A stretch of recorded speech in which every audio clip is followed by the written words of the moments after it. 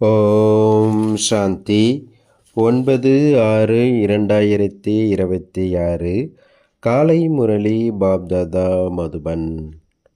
பாபா சொல்கிறாங்க, இனிமையான குழந்தைகளே, தந்தையுடன் பறந்து செல்ல வேண்டுமென்றால் முற்றிலும் தூய்மையாகுங்கள், முழுமையாக சமர்ப்பணம் ஆகிவிடுங்கள். இந்த உடல் என்னுடையது இல்லை, அந்த மாதிரி முற்றிலும் அசரீரி ஆகுங்கள் என்றார் பாபா. கேள்வி கேட்குறாங்க, உயர்ந்த லட்சியத்தை அடைவதற்காக எந்த ஒரு பயத்தை வெளியேற்ற வேண்டும்?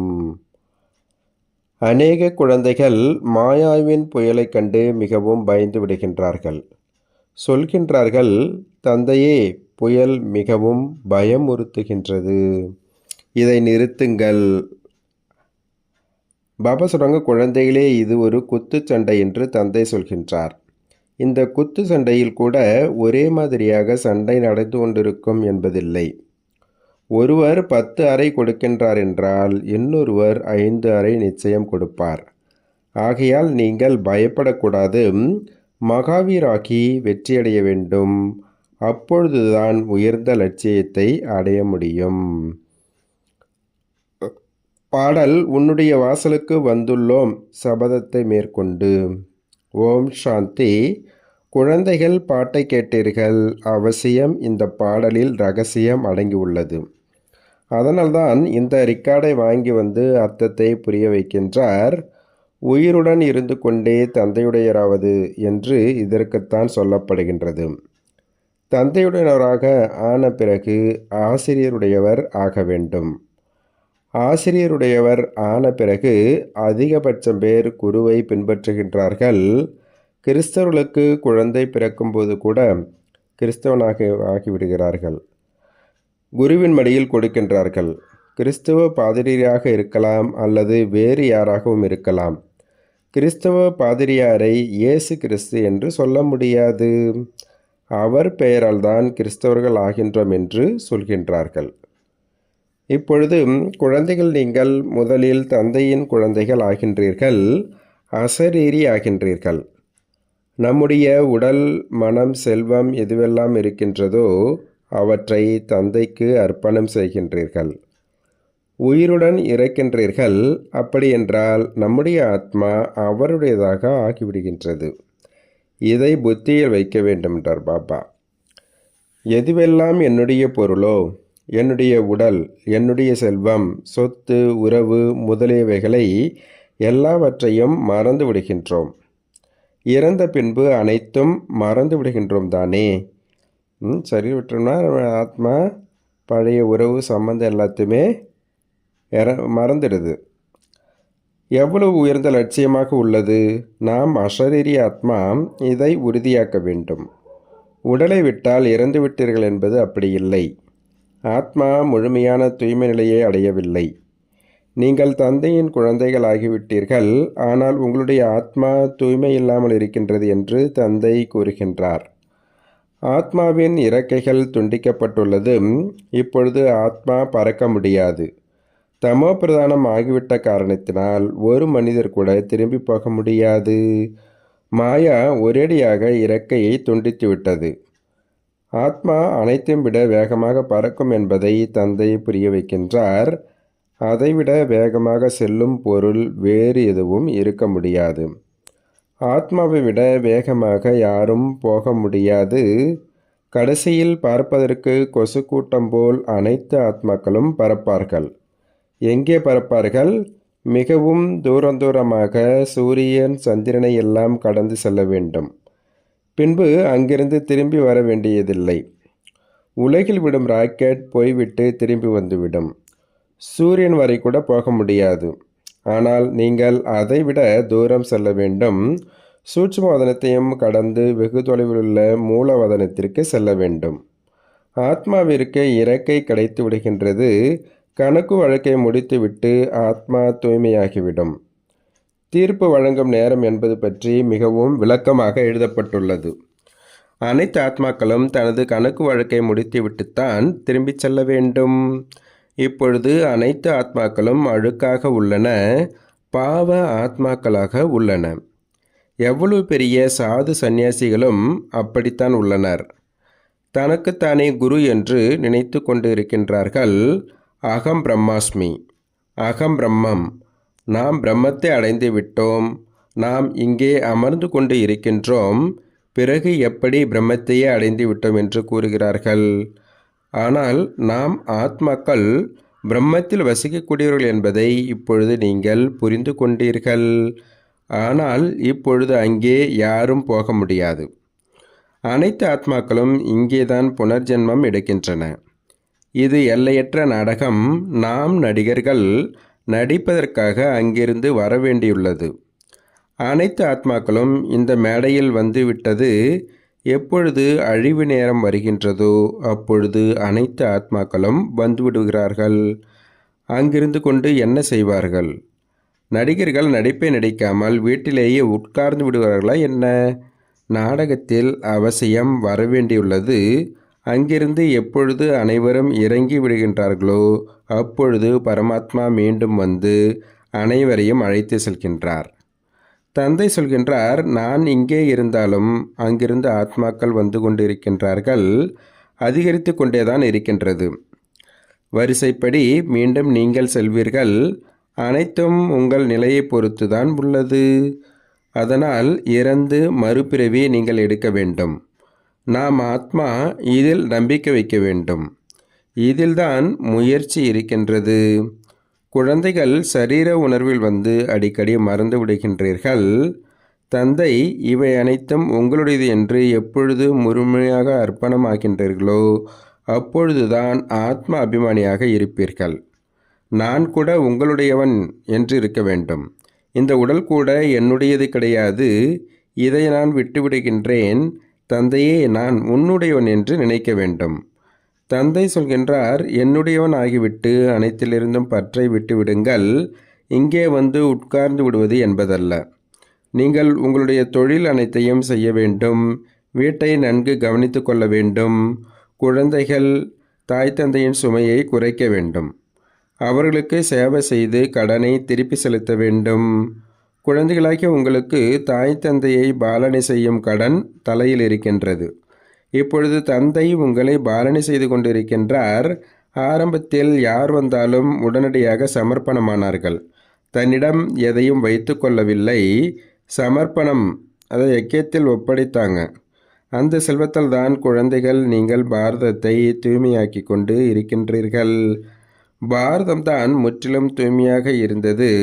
பாரதவாசிகளைப் போல தூய்மை சுகம் நிறைந்தவர்கள் வேறு யாரும் இருக்க முடியாது. பாரதம் மிகப்பெரிய தீர்த்தஸ்தானம். இங்குதான் பதித்த பாவனரான தந்தை வந்து முழு உலகத்தை தூய்மையற்றவர்களை தூய்மையாக்குகின்றார். இப்பொழுது இந்த தத்துவம் கூட எதிரியாக உள்ளது. பூகம்பம் வருகின்றது, புயல் வருகின்றது. ஏனென்றால் தமோபிரதானம் ஆகிவிட்டது. இயற்கை சேதங்கள் வரும், மிகவும் துக்கம் கொடுக்கும். இந்த நேரம் அனைத்தும் துக்கம் கொடுக்கக்கூடியதாக உள்ளது. சத்யுகத்தில் உள்ள அனைத்தும் சுகம் கொடுக்கும். அங்கே புயல் அல்லது வெப்பக்காற்று இதெல்லாம் ஏற்படாது. உங்களில் கொஞ்சம் பேர்தான் இதையெல்லாம் புரிந்து கொள்கின்றார்கள். இன்று இருப்பவர் நாளை இருக்க மாட்டார் என்று சொல்கின்றார்கள். ஆனால் ஒன்றுமே புரிந்து கொள்வதில்லை. இங்கே வருபவர் அனைவருமே விதிப்படி நடந்து கொள்வதில்லை. இங்கிருந்து போன பிறகு 10 நாட்களில் கடிதம் எழுதுகின்றார்கள், தந்தையே, இவரை மாயா சாப்பிட்டு விட்டது என்று. இப்படியெல்லாம் நடக்கத்தான் செய்கின்றது. சிறிய பூ பெரியதாகும் பொழுது பழம் உருவாகிவிடும். அவரிடம் மற்றவர்களையும் தனக்கு சமமாக்கக்கூடிய பலம் இருக்கும். அதனுடைய பலன் வெளிப்பட ஆரம்பிக்கும். தந்தையினுடையவர்கள் ஆகிவிட்டீர்கள். ஆனாலும் பிரஜைகளையும் உருவாக்க வேண்டும், வாரிசுகளையும் உருவாக்க வேண்டும். வழிகாட்டியாகி தந்தையிடம் வந்துவிட்டீர்கள்.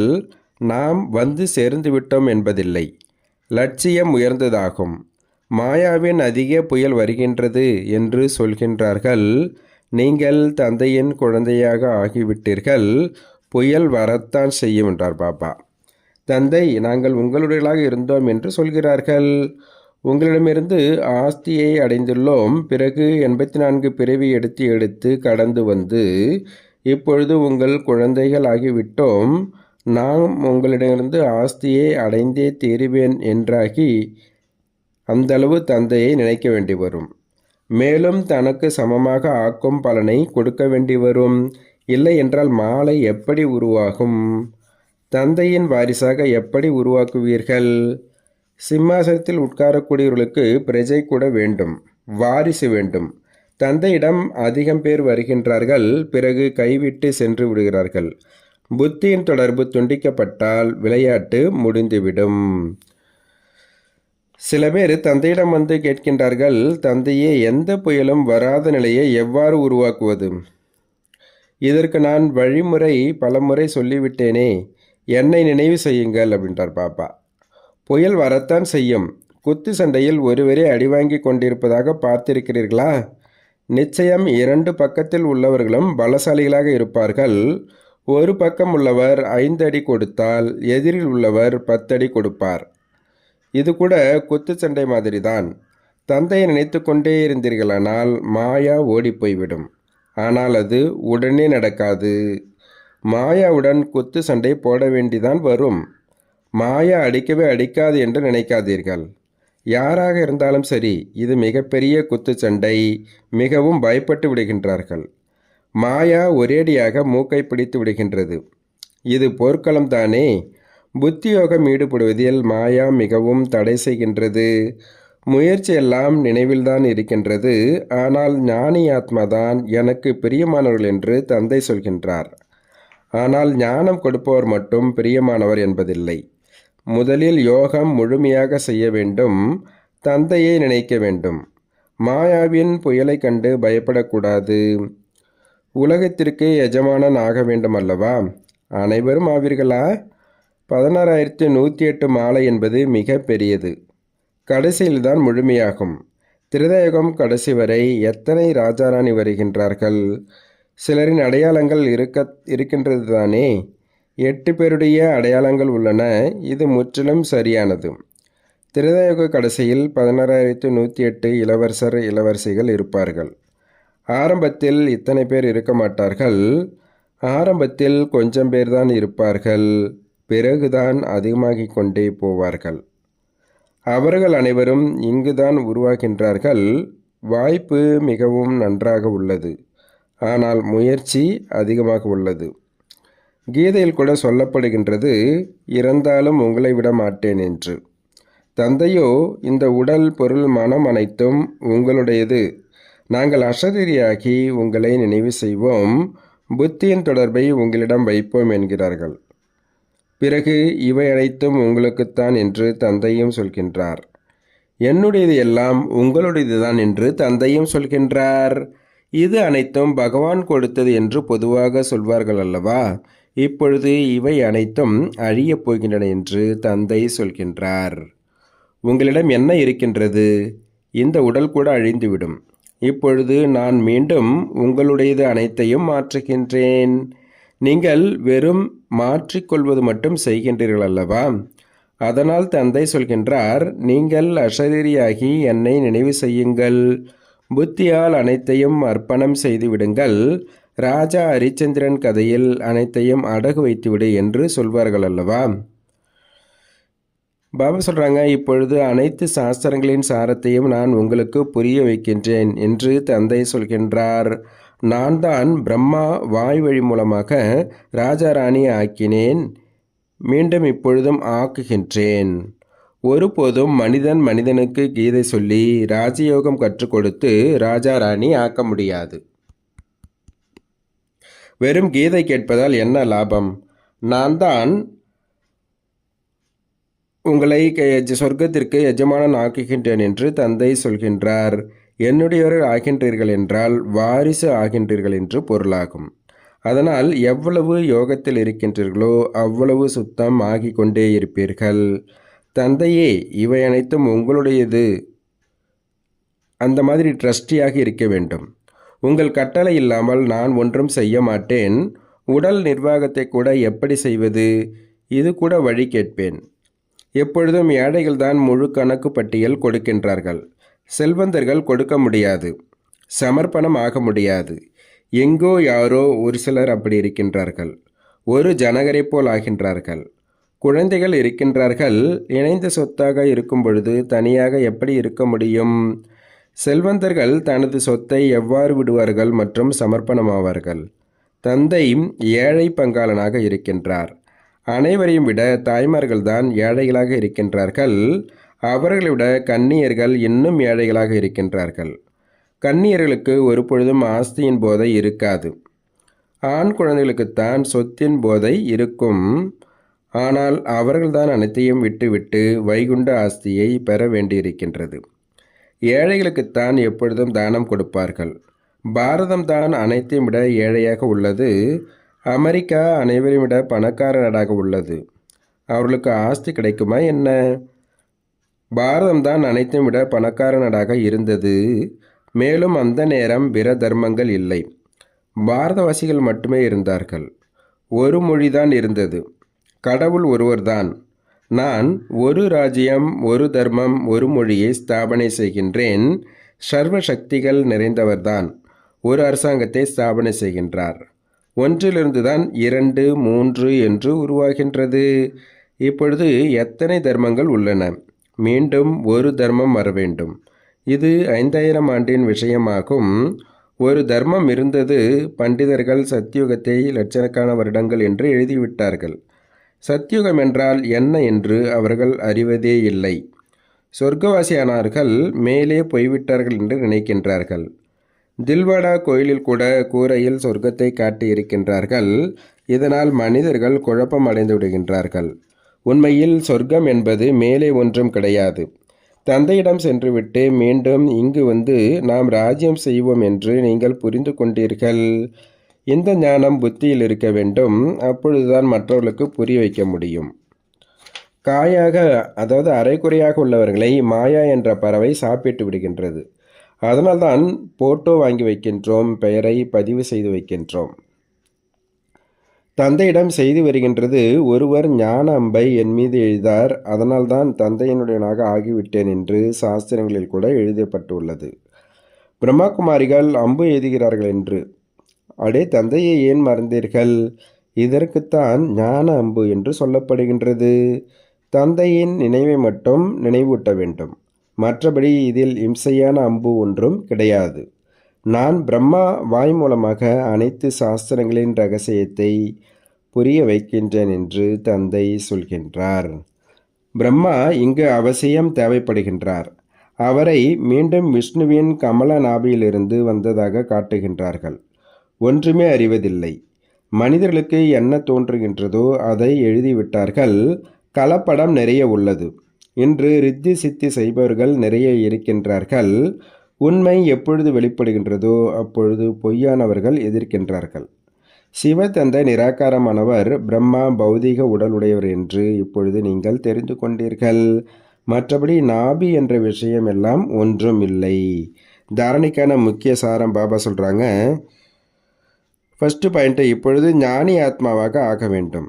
ஞானம் மட்டும் சொல்லக்கூடியவர்கள் ஆகக்கூடாது. நினைவில் இருப்பதற்கும் முயற்சி செய்ய வேண்டும். அசரீரியாகி அசரீரியான தந்தையை நினைவு செய்ய வேண்டும். 2வது பாயிண்ட்டு, தந்தையினராகி மற்ற விஷயங்களின் மீது உள்ள பற்றை நீக்க வேண்டும். இந்த உடல் கூட என்னுடையது கிடையாது. முழுமையாக ஆன்மீக அபிமானியாகி அர்ப்பணம் ஆக வேண்டும்.